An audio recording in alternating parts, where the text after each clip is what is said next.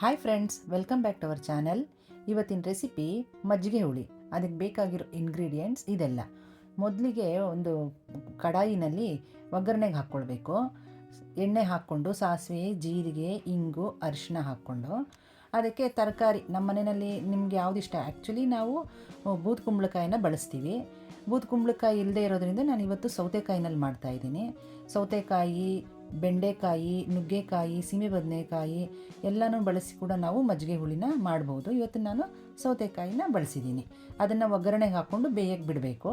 ಈ ಕಡೆ ತೆಂಗಿನಕಾಯಿ, ಒಂದು ಅರ್ಧ ಬಟ್ಲಷ್ಟು ತೆಂಗಿನಕಾಯಿ ತುರಿಗೆ, 2 ಸ್ಪೂನಷ್ಟು ಧನಿಯಾ ಹಾಕ್ಕೊಂಡು, 1 ಸ್ಪೂನಷ್ಟು ಜೀರಿಗೆ ಹಾಕ್ಕೊಂಡು, 10ರಿಂದ 15 ಹಸಿಮೆಣಸಿನ್ಕಾಯಿ, ಒಂದು 1/4 ಟೀ ಸ್ಪೂನಷ್ಟು ಮೆಣಸು ಮತ್ತು 1/4 ಟೀ ಸ್ಪೂನಷ್ಟು ಸಾಸಿವೆನ ಹಾಕ್ಕೊಂಡು, ಶುಂಠಿ 1 ಇಂಚು, ಕೊತ್ತಂಬರಿ ಹಾಕ್ಕೊಂಡು ರುಬ್ಕೊಂಡು ಈ ರೀತಿ ರೆಡಿ ಮಾಡಿ ಇಟ್ಕೊಳ್ಬೇಕು.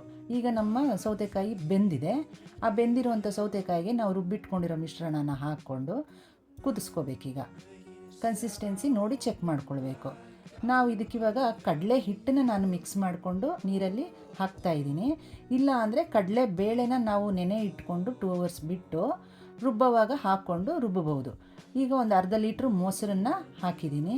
ಹಾಕಿ ಅದನ್ನು ಚೆನ್ನಾಗಿ ಕಲಿಸ್ಬಿಟ್ಟು ಉಪ್ಪು ಮತ್ತು ಬೆಲ್ಲ ಹಾಕಿ ಚೆನ್ನಾಗಿ ಕುದಿಸ್ಬೇಕು.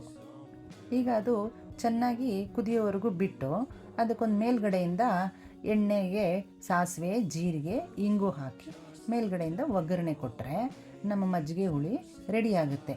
ಈ ಮಜ್ಜಿಗೆ ಹುಳಿ ಚಪಾತಿಗೆ, ಅನ್ನಕ್ಕೆ, ರೊಟ್ಟಿಗೆ ಎಲ್ಲದರ ಜೊತೆ ತಿನ್ನೋಕ್ಕೆ ಚೆನ್ನಾಗಿರುತ್ತೆ. ಇಡ್ಲಿಗೂ ಕೂಡ ತಿನ್ಬೋದು. ಇದೇ ರೀತಿಯಾದಂತಹ ರೆಸಿಪೀಸ್ಗಾಗಿ ನಮ್ಮ ಚಾನಲ್ನ ಲೈಕ್ ಮಾಡಿ, ಶೇರ್ ಮಾಡಿ, ಸಬ್ಸ್ಕ್ರೈಬ್ ಮಾಡಿ. Thank you.